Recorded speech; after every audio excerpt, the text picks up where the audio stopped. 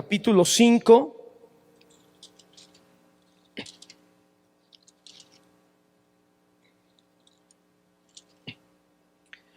Versículo 43. Ustedes han oído que se dijo: amarás a tu prójimo y odiarás a tu enemigo. Pero yo les digo: amen a sus enemigos y oren por los que los persiguen, para que ustedes sean hijos de su Padre que está en los cielos.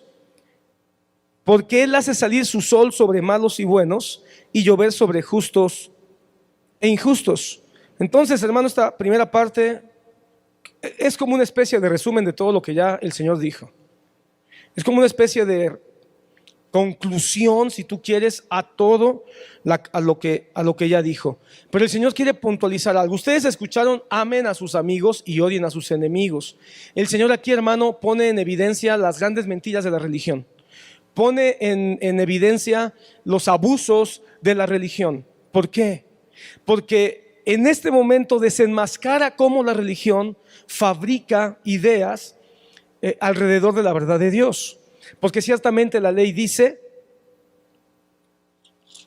sí dice: amarás a tu prójimo. Lo dice Deuteronomio, lo dice Levítico. Sin embargo, la ley no dice: odiarás a tu enemigo. Entonces, cuando el Señor dice: ustedes han escuchado, ¿de quién? De los fariseos, los escribas, los sacerdotes que dominaban la escena religiosa en esa época. Ustedes han oído: amarás a tu prójimo y odiarás a tu enemigo. Pero yo les digo: amen a sus enemigos. ¿Por qué enfatiza? Porque sabe que eso es una mentira. Entonces el Señor está diciendo: miren, hay muchas cosas que uno dice que dice la Biblia y no lo dice. Y a veces no nos damos cuenta porque el predicador pues es conocido, es renombrado, quizá es famoso, o quizá lo amamos. El pastor, pues ¿cómo voy a desconfiar de mi pastor si mi pastor es tan buena persona? Pues no, tienes que desconfiar de todos los hombres, porque el único que es digno de confianza es Jesucristo, y la única palabra digna de toda confianza es su palabra escrita y revelada. Bueno, pero ¿cuál es el punto, hermano? Que el Señor Jesucristo quiere decir: aprendan a escuchar la palabra de Dios y pongan énfasis en lo que sí dice. Hagan lo que la palabra nos enseña. Y en este caso, lo que el Señor nos dice es que amemos a nuestro prójimo. Ya más adelante, no voy a detener aquí, hermano, solamente es un repaso. Él va a explicar quién es nuestro prójimo. Lo vamos a mirar más adelante, hermano, porque es parte de las parábolas del reino. Pero el Señor va a decir: ¿quién es el prójimo? ¿Y el prójimo quién es? Cualquiera. No importa si es tu amigo o es tu enemigo. No importa si es conocido tuyo o es un desconocido. ¿Dónde lo va a enseñar el Señor? Cuando va a hablar de la parábola del samaritano, ¿verdad? Ahí es donde Él va a enseñar sobre esto. El amor divino, entonces, nos ejemplifica el Señor, debe ser nuestro modelo de vida. Porque el amor divino es lo que nos exhorta, nos impulsa a que nosotros amemos a todos sin importar, sin hacer acepción de personas, sin hacer diferenciaciones.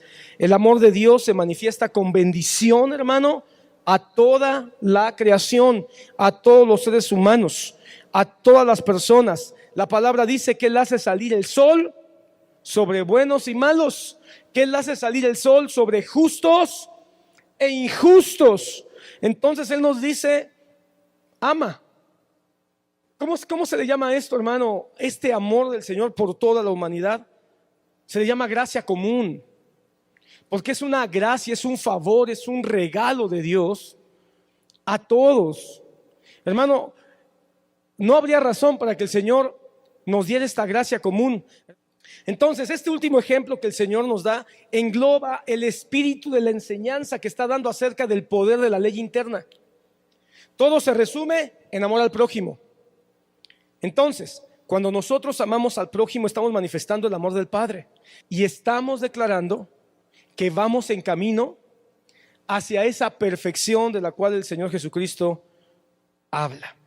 Dice Romanos 13, versículo 8 y 9: no debáis a nadie nada, sino el amaros unos a otros, porque el que ama a su prójimo ha cumplido la ley. porque esto: no cometerás adulterio, no matarás, no hurtarás, no codiciarás, y cualquier otro mandamiento, en estas palabras se resume: amarás a tu prójimo como a ti mismo. ¿Ves el paralelo? Si ves el paralelo de los pecados que Pablo escogió para decirnos que debemos amar al prójimo, ¿te diste cuenta que son prácticamente los mismos que Jesús habló en estos primeros ejemplos de cómo cumplir la ley? No matarás, no cometerás adulterio, no codiciarás, no hurtarás. Son prácticamente los mismos. Como que Pablo está haciendo memoria de lo que Mateo escribió. Y ahora nos dice qué es lo que quiso decir Jesús en esta primera parte del Sermón del Monte. Lo que quiso decir es: ama a tu prójimo como a ti mismo, porque en esto se resume la ley. ¿De qué está hablando Jesús? De la ley. ¿De qué está hablando Jesús? Del estándar de vida que debemos de tener los hijos del reino. Amén. Entonces, con esta introducción, quisiera que vayamos a Mateo capítulo 6. Dice así, capítulo 6, versículo 1. Cuídense de no practicar su justicia delante de los hombres, para ser vistos por ellos. De otra manera no tendrán recompensa de su Padre que está en los cielos. Versículo 2. Por eso, cuando deis limosna, no toques trompeta delante de ti, como hacen los hipócritas en las sinagogas y en las calles, para ser alabados por los hombres. En verdad les digo que ya han recibido su recompensa.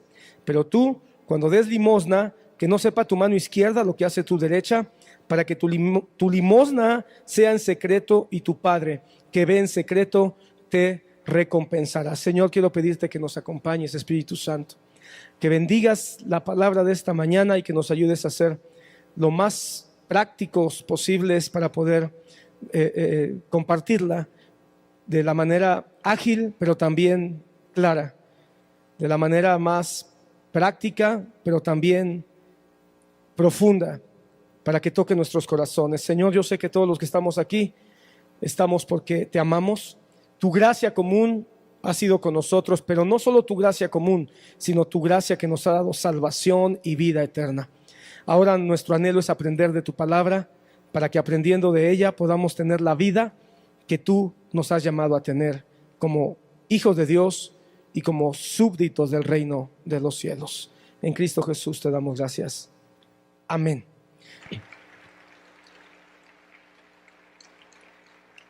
Jesús, hermano, ahora hace una transición. Como buen expositor que él es, hace una transición. Y en esta transición nos va a llevar de este gran tema que es la ley interna, el poder de la ley interna, la exigencia mayúscula que el Señor nos hace como hijos del reino y que no podemos lograrlo solo con su Espíritu Santo y su ayuda. Ahora va a ser una transición.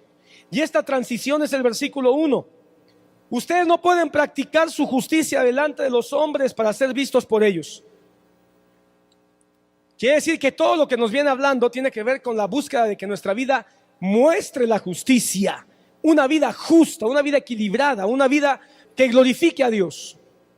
Pero dice el Señor, pero no lo pueden hacer como los demás, no lo pueden hacer como los otros hombres, porque ustedes no son como los otros hombres, ustedes son los hijos del reino, ustedes son la sal y la luz.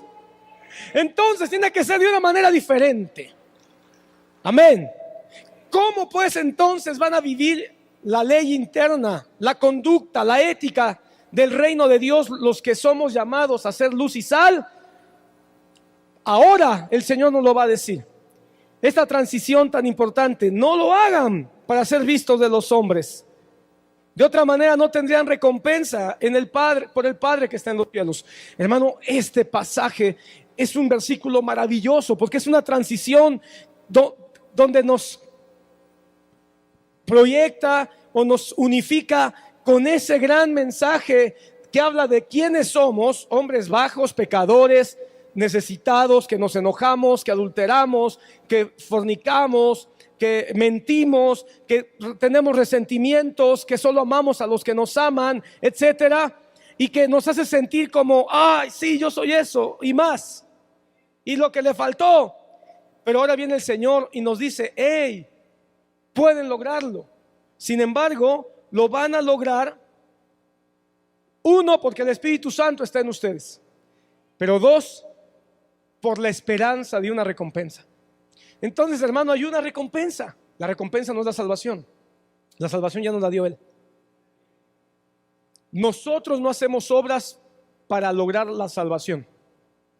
Eso ya lo hizo Jesús. Nosotros hacemos obras, número uno, porque amamos a Dios. Y número dos, porque hay promesa de recompensa de parte de Dios por ello. Entonces hay recompensa. ¡Wow! Cambia la cosa, cambia la cosa. Hay recompensa. Entonces hay una motivación agregada. El Señor quiere recompensarme. Puedo lograrlo, puedo intentarlo, puedo aprenderlo. Tenemos que vivir, hermano, como lo que somos, el gran equipo de Dios, que Dios ha prometido que vamos a ganar, que vamos a vencer, que lo vamos a lograr. Por eso el apóstol Pablo dice, nosotros no somos como los que no tienen esperanza. Nosotros sí tenemos esperanza. Amén. Y esa esperanza es la que nos alienta a seguir adelante. Aunque tropezamos, aunque nos caemos, aunque pecamos, pero hay una esperanza y eso nos levanta. Eso, mi hermano, es como aquellas películas que has visto, hermano, de fútbol, donde narran equipos de fútbol, de americano, de béisbol. En todas esas películas deportivas, casi siempre, o muchas de ellas, no todas, pero muchas de ellas, entra el entrenador, hay una plática de motivación, de aliento, de fortaleza, les inyecta a través de su palabra que sí pueden ganar. Y más de una vez en mi vida, hermano, yo sé que contigo ha sido igual, cuando me he sentido caído, he sentido que toco la lona, he sentido que ya no puedo remontar, que no sé por dónde hay que salir a jugar. Él me habla a través de su palabra, que nunca me falla. Porque la palabra de Dios nunca ha fallado ni ha faltado en mi vida. Y entonces el gran entrenador con su palabra me dice, sí, tú no puedes, tú no sabes y tú no tienes lo que se necesita, pero yo sí.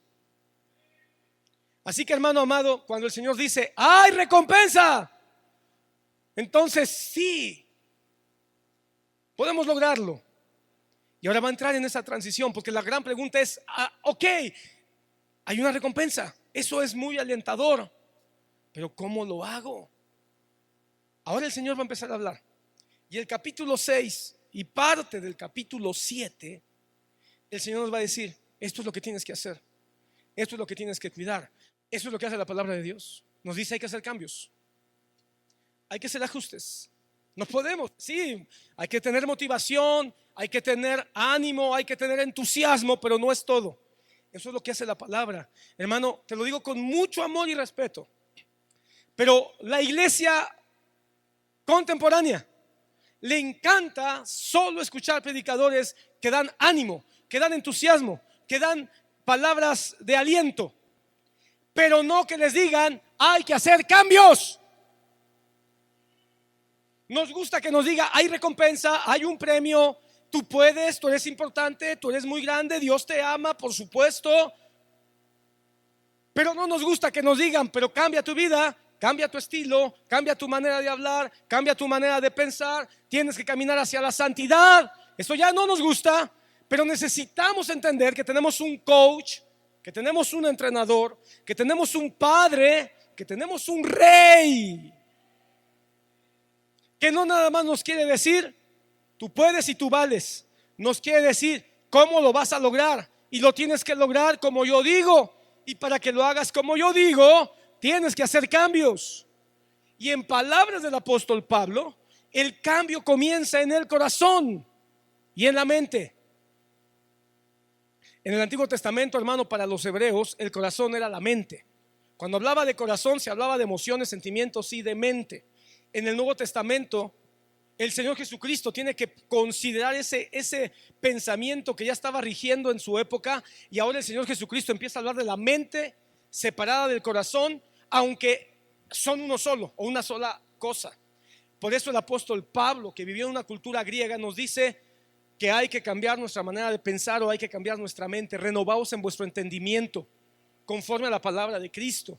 Por eso nos dice el apóstol Pablo, cambiemos nuestra manera de pensar para que conozcamos lo que es la voluntad de Dios. En Romanos 12. Vamos a entrar entonces. ¿Qué cambios? ¿Qué hay que hacer? ¿Cómo cambiar nuestra ética, nuestros valores, nuestras conductas? ¿Cómo lo logramos? Y el Señor empieza con un mensaje que tiene dos conceptos unidos. A ver, ¿cómo lo explico? Dos conceptos unidos, que uno, el primero de ellos, va a ser la llave para lo que viene después. Y el segundo va a ser la primera práctica. Vamos a hablar del dar. La primera cosa que el Señor nos quiere enseñar a cambiar es el dar. Saber dar. Es lo primero. Qué cosa tan interesante. ¿Por qué no fue otra cosa? ¿Por qué no fue la oración? Que fue lo segundo de lo que el Señor empieza a decir que hay que tener cambios o aprendizaje. O sorprendentemente, ¿por qué no fue ni siquiera la lectura de la Biblia? ¿Qué cosa tan secreta, maravillosa tendrá el dar? Que lo puso en el primer lugar de esos cambios de conducta, de vida, de devoción, de pensamiento que la iglesia tiene que tener para lograr cumplir todas las exigencias de la ley. ¿Estás aquí? A mí se me hace bastante interesante, hermano. Va a comenzar hablando el Señor de tres cosas, hermanos, fundamentales: dar, oración y ayuno. Y después continuará con otras cosas. Pero sobre todo en estas tres, aunque vamos a saturar con esto todo lo que viene, hay un concepto que se repite de manera persistente. Mira, vamos a leer capítulo 6,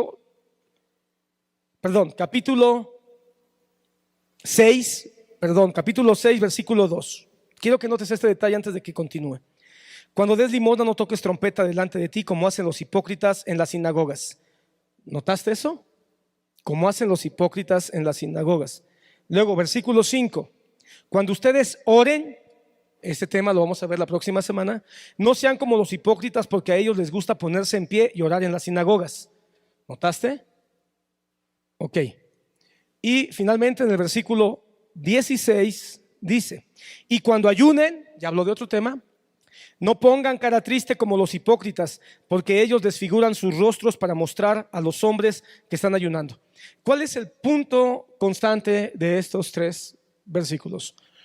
No sean como los hipócritas. ¿Verdad que sí? No sean como los hipócritas. Entonces el Señor está hablando de un concepto muy importante.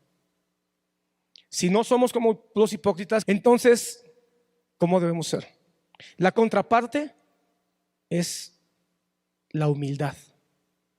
Así que vamos a hablar un poquito de la humildad, porque el Señor quiere que aprendamos a dar con humildad. Quiere que aprendamos a orar con humildad. Quiere que aprendamos a ayunar con humildad. Quiere que aprendamos a tener nuestras finanzas con humildad. Y va a querer que también nos enfrentemos al conocimiento y discernimiento de la palabra con humildad, y todas las demás cosas con humildad. Entonces, con esto, hermano, hoy quiero ponerte delante de ti la importancia de la humildad y el dar, o la importancia de la humildad en el dar. La humildad va a ser la llave, como ya dije. La humildad va a ser de alguna manera el hilo conductor de lo que el Señor va a empezar a decirnos que debemos de cambiar, qué debemos de practicar o cómo lo debemos de practicar. ¿Cómo sé que está hablando de humildad este pasaje cuando la palabra humildad no aparece? Lo sé porque dice al final de esta primera enseñanza, dice: cuando des limosna, que no sepa tu mano izquierda lo que hace tu derecha, para que tu limosna sea en secreto y tu Padre que ve en secreto lo recompensará. Ese acto de dar limosna y que no lo sepa tu mano izquierda lo que hace tu mano derecha, hermano, esta es una expresión muy popular, muy coloquial, muy al alcance de cualquier persona, porque el Señor, hermano, tenía esa maravillosa capacidad de decir las cosas de una manera tan sencilla, tan simple. Y cuando estoy hablando de simple, no me refiero a que no tenga complejidad, sino que es así, pura, sin mucho adorno. Que no sepa tu derecha lo que hace tu izquierda. Eso es una manera muy popular de decir: hay que tener humildad. ¿Cómo puedo yo saber que esto es así? Bueno, sencillamente vamos a ver qué dice los diccionarios acerca de lo que es la humildad. La humildad, dice el diccionario, que es la virtud que consiste en conocer las propias limitaciones y las propias debilidades en el actuar de acuerdo a tal conocimiento.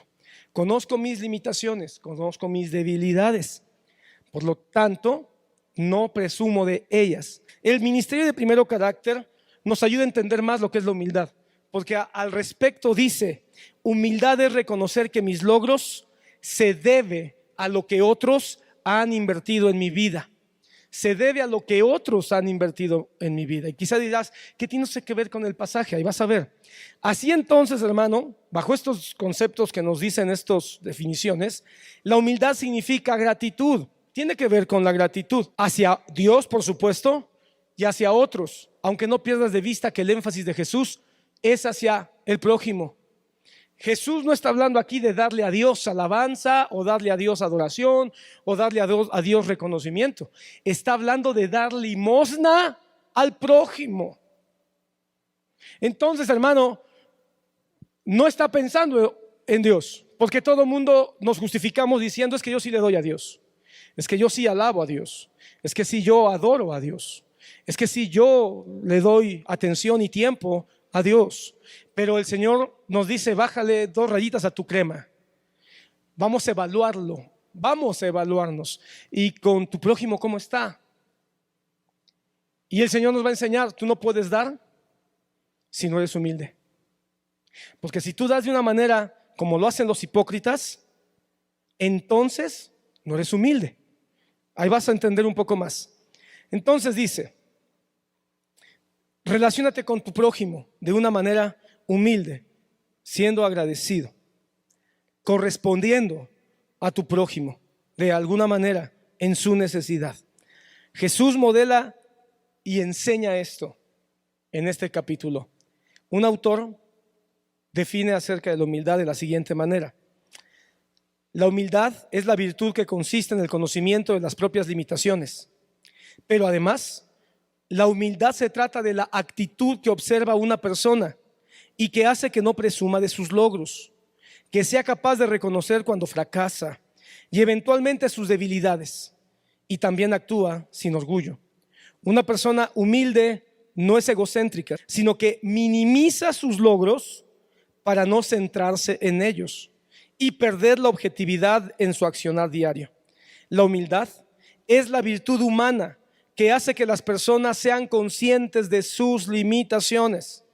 Es considerada el sustento del resto de las virtudes, porque solamente a través de una actitud que asume defectos y limitaciones y no hace gala de sus logros, es que la persona podrá superarse en la vida en todo aspecto. Por eso Jesús, hermano, nos da no una cachetada, nos da una paliza a nuestro orgullo.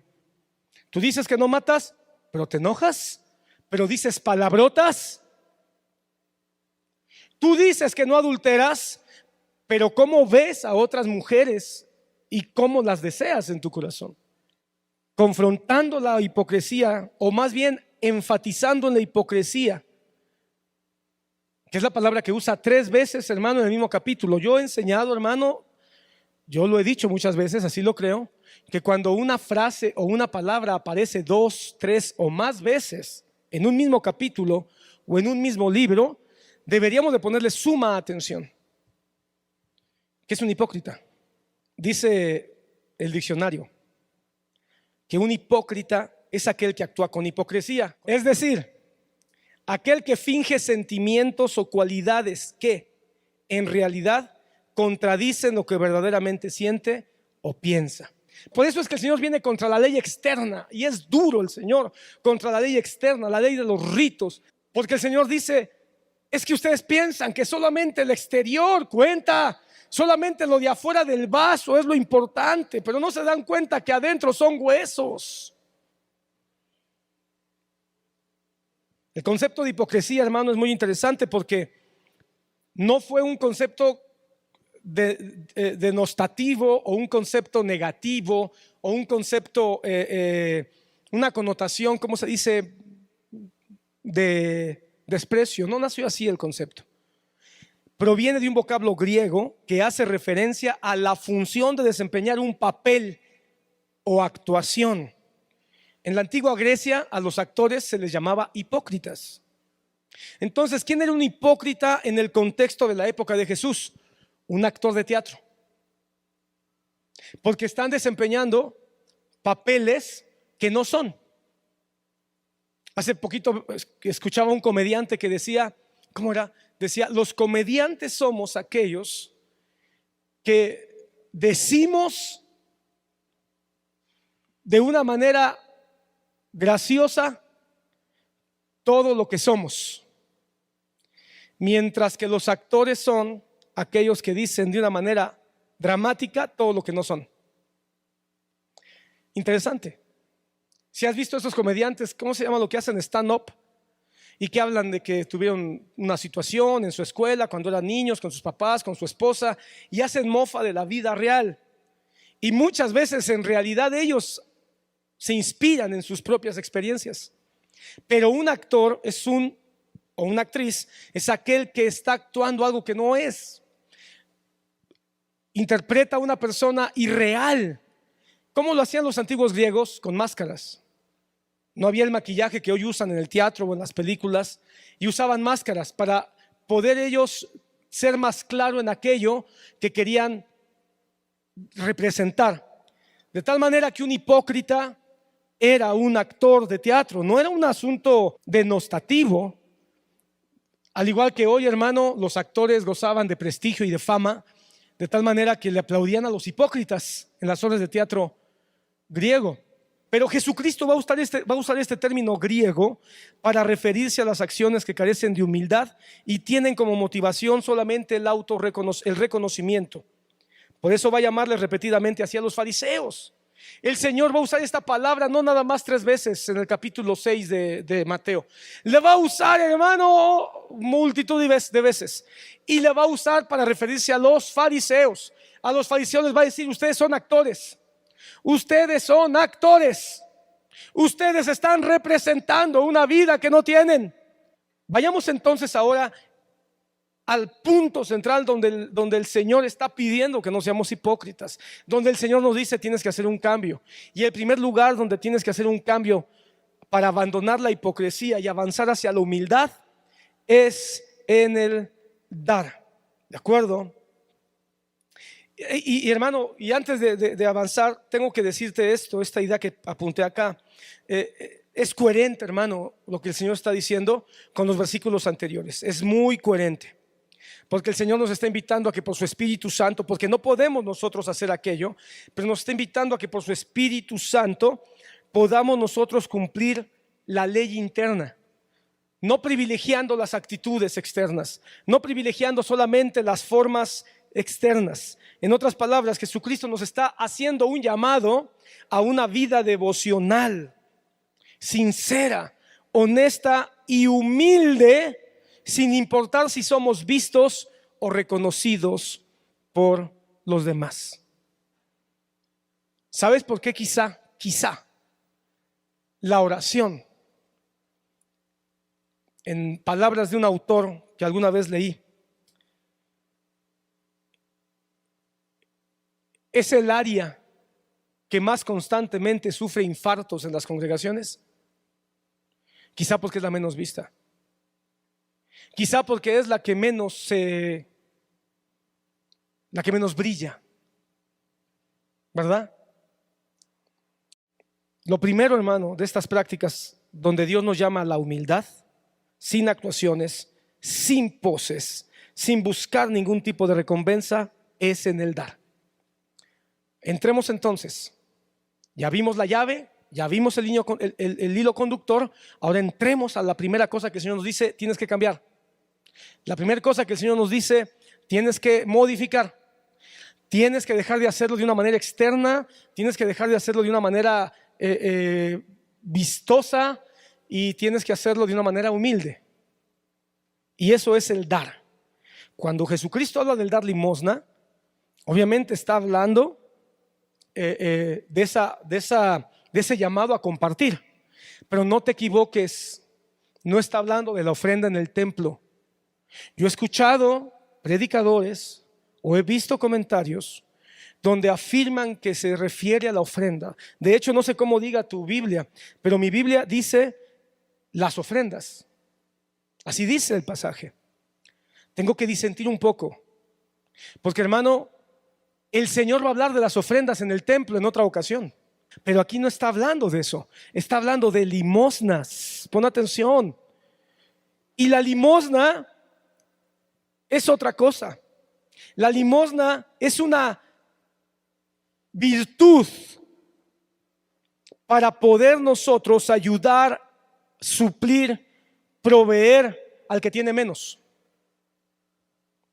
Cuando se habla de limosna, la palabra griega se refiere a una obra de bien o de alivio a los pobres y necesitados, bien sea en dinero o en otros elementos así dados. Así es como lo traduce el griego. Esta palabra, hermano, que se traduce como limosna, se refiere a una ayuda que se le da a los necesitados. Nosotros al principio de cada año, como una muestra de gratitud a Dios por el año que termina y el año que comienza, hacemos una fiesta de gratitud a Dios. Pero parte de esa ofrenda, levantamos una ofrenda para la iglesia, pero levantamos una limosna para los necesitados. Cada vez que nosotros al principio de año traemos despensa o damos una ofrenda en dinero para ayudar a los que menos tienen, eso es una limosna, porque la limosna tiene como propósito ayudar la necesidad de alguien más. Entonces, cuando el Señor usa la palabra limosna, cuando ustedes den limosna, lo que está hablando es cuando ustedes den al que menos tiene. Es un acto compasivo de ayudar. Es un acto compasivo de compartir con otro. ¿Por qué Jesús nos llama a dar limosna, hermano? Porque el dar limosna, y porque es el primero, hermano. Yo le preguntaba al Señor por qué el primero, y pensaba yo, meditaba, porque lo primero que hizo Dios fue dar. Tenía que ser congruente con su naturaleza. Lo primero que hizo Dios fue dar. Génesis dice: el Señor creó los cielos y la tierra. Lo primero que hizo fue dar su esencia, dar su gloria en su creación. Y después de que el Señor comienza toda la narración creativa de Génesis 1, es una narración constante de dar. Dio luz, dio agua, separó, porque era una necesidad, tenía que separar las tinieblas de la luz. Dio plantas, dio animales, hasta que dio al hombre aliento de vida para que sea la corona de su creación. A Dios nadie le gana a dar. Y la máxima expresión de su dádiva misericordiosa fue haciéndose hombre, subiendo a la cruz del Calvario y muriendo por nuestros pecados para darnos vida eterna. Esa es la más grande dádiva. Mira lo que dice Efesios 5:2: y andad en amor, así como también Cristo nos amó y se dio a sí mismo por nosotros, ofrenda y sacrificio a Dios como fragante aroma. Hermano, la más grande ofrenda es Cristo. El más grande diezmo, porque el diezmo tiene que ver con lo primero de todo, es Jesucristo. Y la más grande limosna, dádiva compasiva para ayudar al que no tiene nada, es Jesucristo. Así que, hermano, por eso lo primero que nos dice: tienes que cambiar tu manera de pensar, tienes que modificar tu vida, tienes que aprender a dar, porque lo primero que Dios nos enseña es a dar. Ahora, si Él refleja su carácter en la limosna, si Él refleja su carácter en esta práctica de dar de una manera humilde, hermano, porque el Señor ha sido siempre humilde, a pesar de que Él sí, como Dios, tiene gloria, tendría de qué enorgullecerse. Pero aún con todo, Dios siempre se muestra humilde. Por eso Cristo, Dios hecho hombre, nació en un pesebre, hijo de un carpintero, criado en una de las ciudades menos populares de Israel, menos prósperas. Por eso el Señor viene escondido, entrando a Jerusalén en un borrico, muriendo como un delincuente, porque era la manera en que él iba a arropar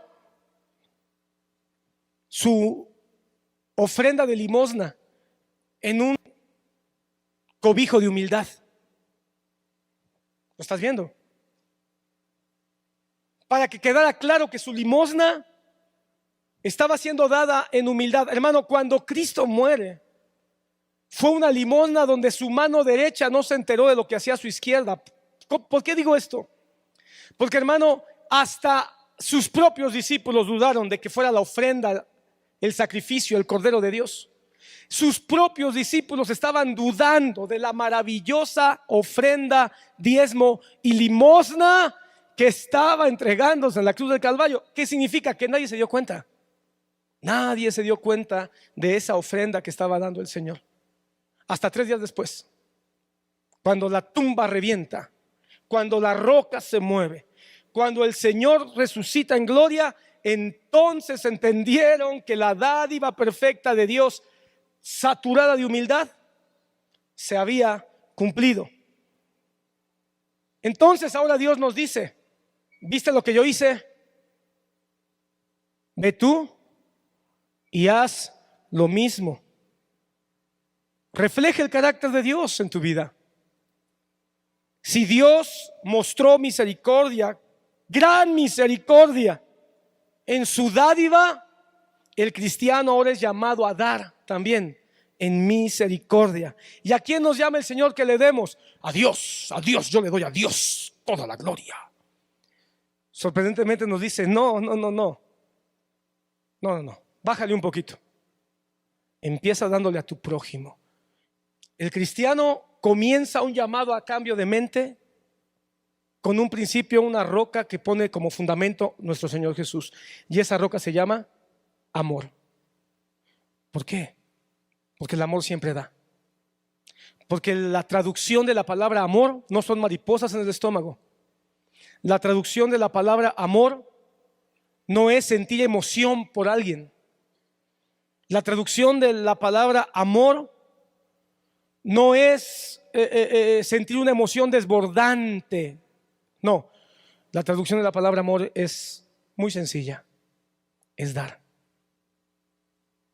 Cuando nosotros dejamos de dar, estamos dejando de amar.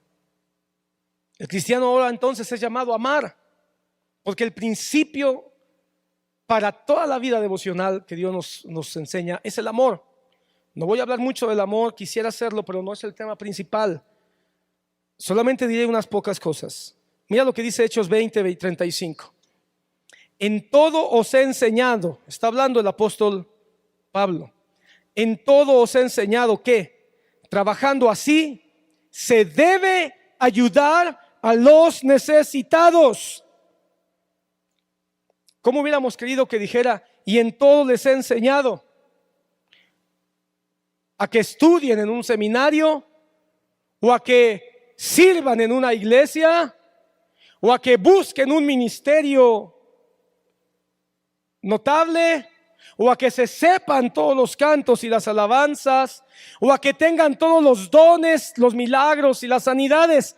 Pero el apóstol Pablo, hermano, cuando ya se está despidiendo de la iglesia, les dice: no se olviden, deben, y ese debe es un mandato, deben ayudar a los necesitados y recordar las palabras del Señor Jesús, que dijo: más bienaventurado es dar que recibir. ¿Sabes que estas palabras que cita Pablo de Jesús no aparecen en ningún evangelio? ¿Por qué sabe que Jesús las dijo si no está en ningún evangelio? Porque recuerda que él era parte de la iglesia primitiva donde había muchos, no había solo 12, había muchos hermanos que habían caminado con Jesús, de tal manera que aquellos que habían caminado con Jesús decían, como Jesús dijo, como Jesús nos enseñó. Recuerdo cuando el Señor nos alertó, cuando el Señor, ellos citaban a Jesús, y de todas esas veces que citaban al gran maestro, uno, hermano, a veces cita a los maestros con los que uno ha aprendido, ¿verdad? Y a lo mejor son hombres imperfectos, pero son recordatorios de enseñanzas de cuando ellos nos dijeron algo acerca de lo que Dios les mostró. Pero Pablo, hermano, no tenía que sufrir por citar a otro tipo de maestros. Es decir, él citaba al gran maestro, y el gran maestro dijo, más bienaventurado es dar que recibir. ¿Quién lo dijo? Jesús. ¿Quién lo dijo? ¿Valdría la pena entonces tomar en cuenta este mandato?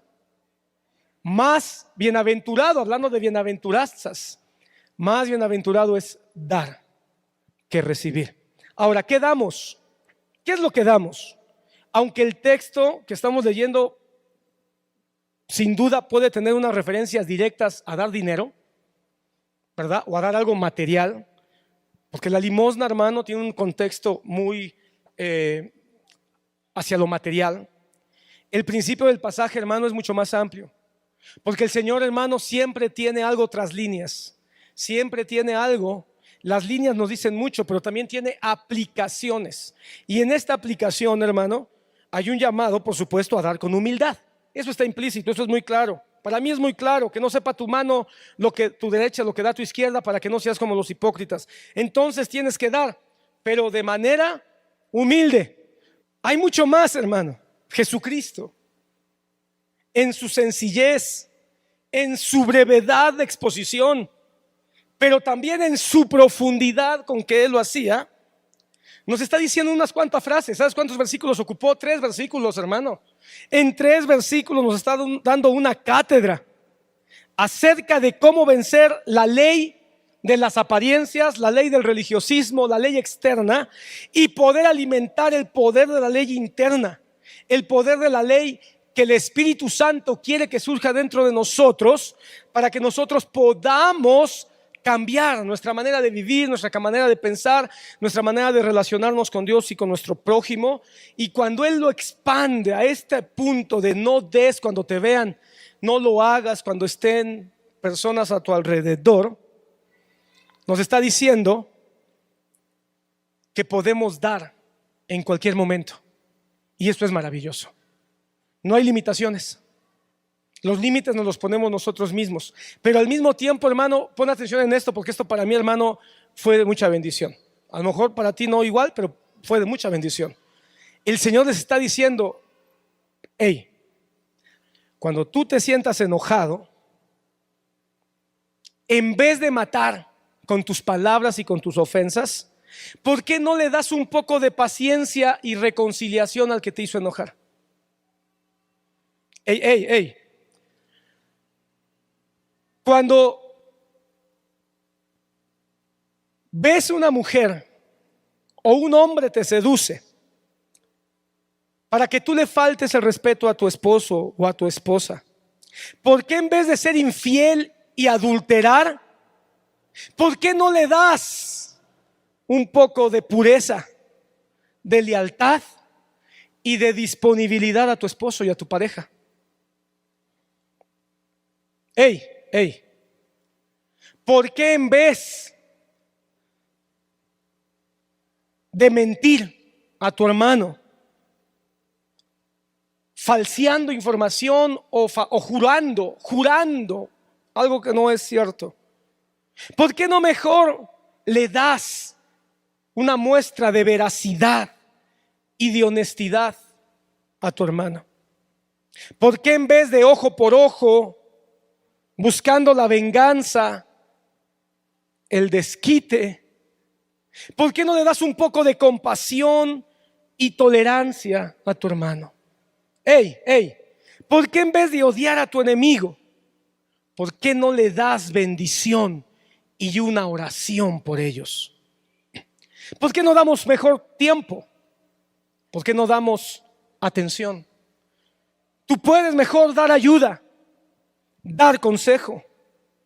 Tú puedes dar consuelo. Tú puedes dar una enseñanza, una exhortación. Tú puedes dar corrección. Tú puedes dar disciplina. Tú puedes dar servicio a tu prójimo, a tus hermanos, a tu familia. Tú puedes darle paciencia. La lista y las posibilidades es muy amplia.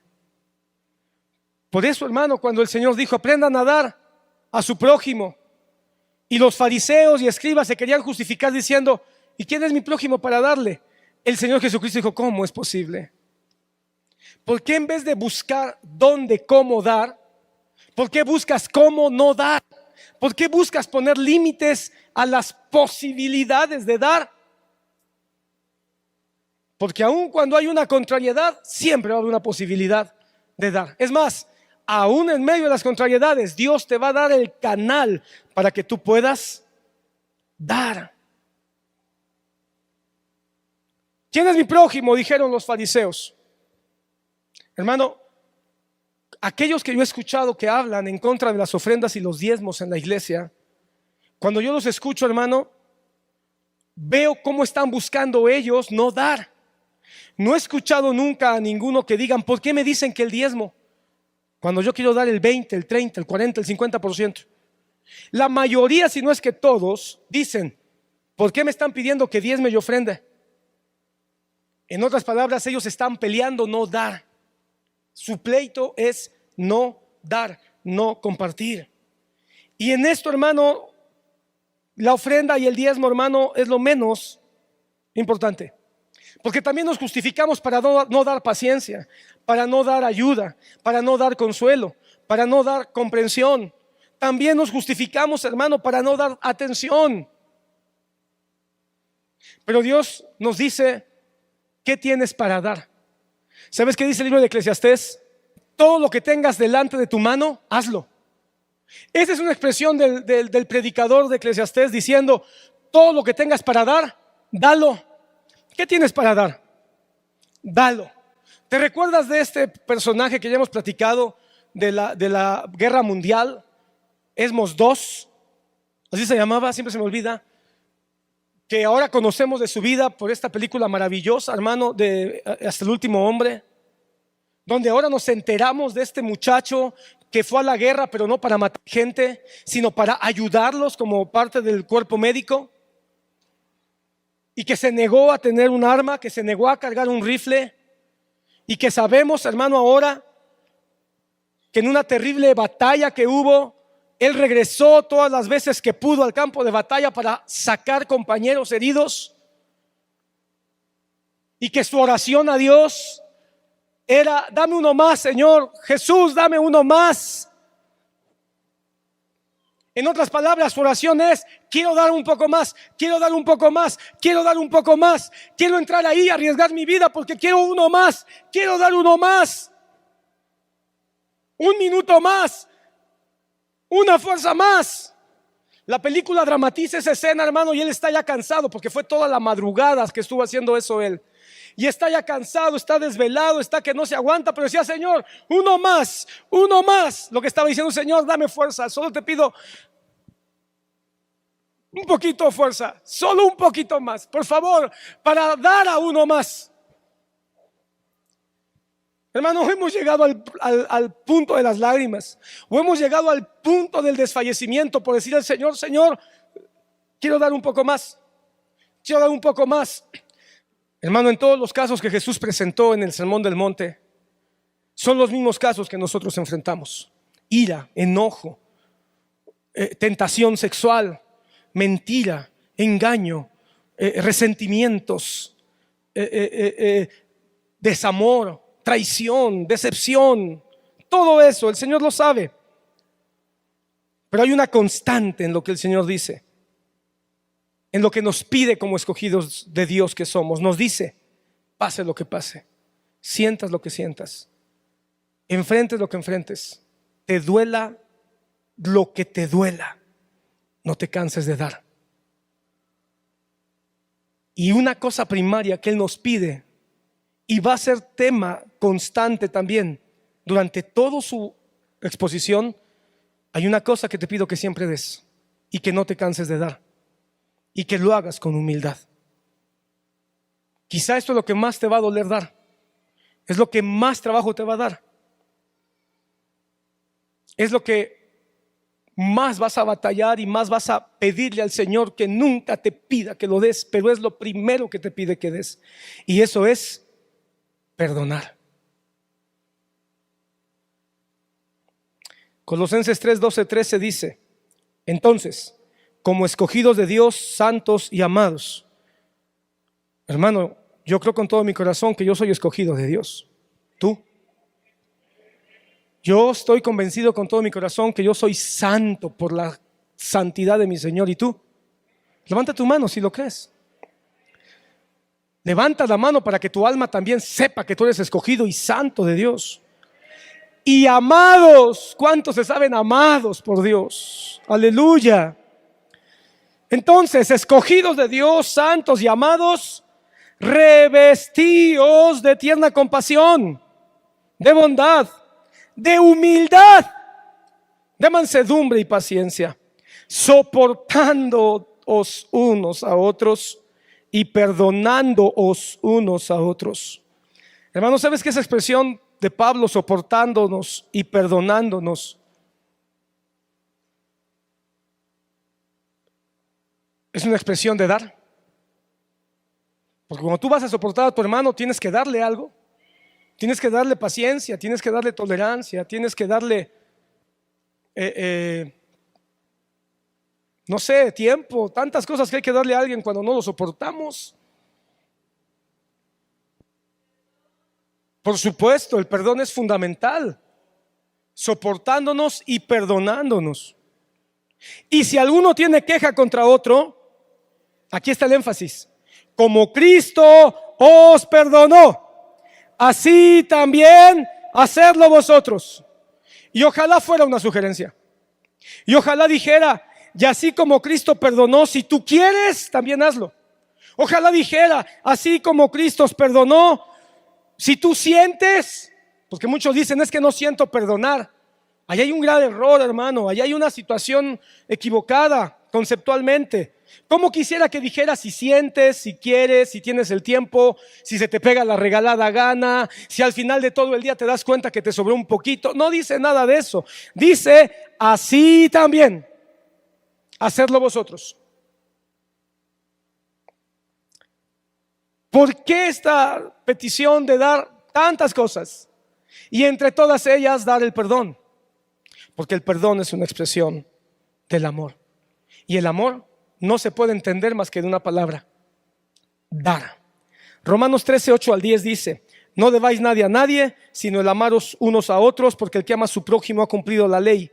Porque esto: no cometerás adulterio, no matarás, no hurtarás, no codiciarás, lo que Jesucristo habló en Mateo 5, se resume en estas palabras: ¿en cuáles? Amarás a tu prójimo como a ti mismo, y el amor no hace mal al prójimo. Por tanto, el amor es el cumplimiento de la ley. Entonces, cuando nosotros damos, estamos amando. Y cuando nosotros amamos, estamos cumpliendo la ley. ¿Cuándo no cumplimos la ley? Cuando no amamos. ¿Y cuándo no estamos amando? Cuando dejamos de dar. Jesucristo no ha cambiado de tema. Sigue en el tema: el poder de la ley interna. Ahora nos está diciendo cómo lograrlo. Por eso Pablo nos deja claro. Pablo resume lo que Jesús nos enseñó en el Sermón del Monte en estas palabras: el que ama a su prójimo ha cumplido la ley. Y Pablo exalta este principio de el cumplimiento de la ley en el amor, el cumplimiento del amor en el dar, en el famosísimo pasaje de 1 Corintios capítulo 13, versículo 4 al 5. El amor es paciente, es bondadoso, el amor no tiene envidia, el amor no es jactancioso, el amor no es arrogante, no se porta indecorosamente, no busca lo suyo, no se irrita, no toma en cuenta el mal recibido, todo lo sufre, todo lo cree, todo lo espera y todo lo soporta. Si tú le metes reversa a este versículo, quiere decir, hermano, que cuando nosotros no damos esto, entonces no amamos. Es decir, cuando tú ya no soportas, cuando tú ya no esperas, cuando tú ya no crees, cuando tú ya no quieres sufrir, ya no quieres soportar el mal recibido, cuando tú te irritas, cuando tú buscas lo tuyo, cuando tú te portas indecorosamente o inmoralmente, cuando tú eres arrogante, jactancioso, cuando tienes envidia, cuando ya no eres bondadoso y cuando has perdido la paciencia, has perdido el amor. El amor repara, no destruye. El amor acompaña, no abandona. El amor justifica, no reprocha. El amor disculpa, no odia. El amor comparte y reparte, pero no se queda con la mejor parte. No retiene. El amor ayuda, no limita. El amor levanta, no tira. El amor guarda silencio, no grita. El amor agradece, no da reproches. El amor es veraz, no miente. Simplemente, sencillamente, el amor da, no quita. La pregunta es, ¿podemos hacerlo? Una vez más, no podemos. No podemos. El amor perfecto del que habla Corintios capítulo 13 tiene un nombre. Se llama Jesucristo. Eso significa que nos vamos a enconchar y decir, pues entonces, no. Porque Jesucristo dijo, les muestro un camino más excelente. Lo que nos está diciendo es, quizá no puedas lograrlo de manera absoluta, pero métete en el camino. Pero atrévete a andar en ese camino. Y andando en ese camino vas a estar mucho más cerca de la perfección mañana que hoy que ayer. Así que para ti es un camino. Esta clase de amor tiene nombre y tiene imagen, es Jesús. Pero para nosotros es una meta, para nosotros es un propósito. Pero nosotros no vamos a llegar a la meta ni al propósito si no determinamos hoy subirnos en ese camino, meternos a esa carrera. Hermano, hay personas que dicen, no, yo sí corro un maratón, yo sí lo acabo. No, yo creo que yo haría como unas 2 horas y media, a lo mejor 3, pero sí lo hago. Pero hermano, ¿hasta cuándo vas a hacerlo? Hasta que no te metas al camino. No vale que nada más digas, yo lo corro, sí, yo puedo. Métete al camino. Y en el camino, hermano, tendrás que entrenarte, tendrás que cuidar tu respiración, tendrás que sudar, tendrás que caerte y tendrás que levantarte. Quizá hagas 6 horas, 7 horas, pero ya estás en el camino. Y como tienes un buen entrenador, él te va a ayudar a que termines. Pero comencemos hoy. No podemos solos. Necesitamos al Espíritu Santo que nos sustente, que nos fortalezca, que nos guíe. Para eso nos ha dejado su bendita palabra. Vamos a fallar, vamos a tropezar. No lo vamos a hacer a la primera, quizá ni a la segunda, pero demos el primer paso. A eso nos llama el Señor. Somos sal y luz, tenemos lo que se necesita. Somos bienaventurados. Tenemos lo que nos hace falta. Cristo ya pagó, Cristo ya declaró, Cristo ya decretó. Jesús sí puede hacer decretos y los ha hecho a nuestro favor. Así que hermano, demos el primer paso. Decidamos entrar en este llamado que el Señor nos hace. Y el primer paso se llama dar. El primer paso se llama amar al prójimo. Así que cuando Jesucristo nos invita a dar el primer paso, sin hipocresía, lo que sencillamente nos está llamando es a amar como Él nos ha amado. Aprendamos a dar y no nos cansemos. Aprendamos a dar y no cuestionemos, porque a veces damos y decimos, ¿cuándo voy a recibir yo? A veces damos y después decimos, ¿y cuándo va a ser la mía? A veces damos y le decimos al que damos, oye, yo ya tengo 1, 2, 3, 4, 20 años dándote, ¿tú cuándo me vas a dar a mí? Ahí ya hay hipocresía. Da y no cuestiones. ¿Qué dice el proverbio? Avienta tu pan sobre las aguas, que a su debido tiempo el Señor te lo regresará. Entonces tú le das el pan al mar de manera sincera, honesta, abierta, humilde, agradecida. Deja que Dios te regrese como Él sabe, como Él quiera, cuando Él quiera. Demos y no esperes recompensa. Demos y no después reclamemos. Demos y no exijamos. Vamos a dar con humildad para aprender. Vamos a dar con humildad y nos vamos a regocijar. Vamos a dar y vamos a disfrutar dando. Demos, escucha esto.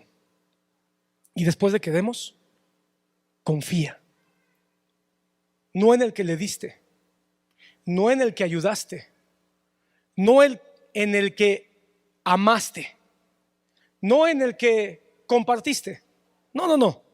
Da y confía en aquel que te dio primero, en aquel que se dio a sí mismo primero, en aquel que te ha dado sin límites, en aquel que te dio y que ha prometido seguir dándote y recompensarte hasta el día de su venida. Sigue dando, sigue obedeciendo y sigue amando como Él nos está enseñando. Dice la palabra en Gálatas 6, 9 y 10. Y no nos cansemos de hacer el bien. Y no nos cansemos de hacer el bien, para mí está implícito el dar. Porque hermano, no hay nada más bueno que dar. No hay ninguna forma que se pueda decir que estás haciendo el bien si no das algo. Cada vez que tú le das tiempo a tus hijos, estás haciendo algo bueno. Cada vez que tú estás con tu esposa y la acompañas de compras, estás haciendo algo bueno. Cada vez que tú le das una palmada a tu marido cuando viene cargado y triste por un problema que tuvo en el trabajo, estás haciendo algo bueno. Cada vez que tú sirves en tu iglesia, apoyando las campañas de evangelismo, ayudando a los hermanos que están cuidando carros, estás haciendo algo bueno.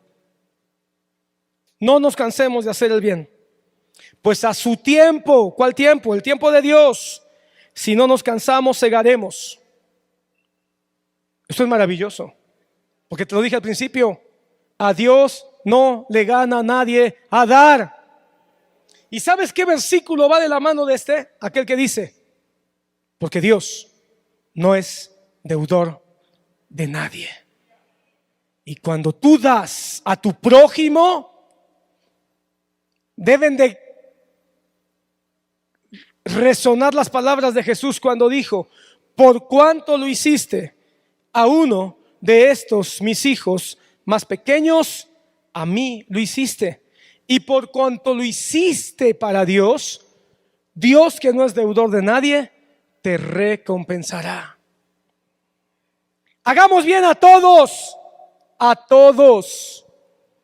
hermanos o no hermanos, amigos o enemigos, conocidos o desconocidos, porque ese es el amor de la gracia común de Dios.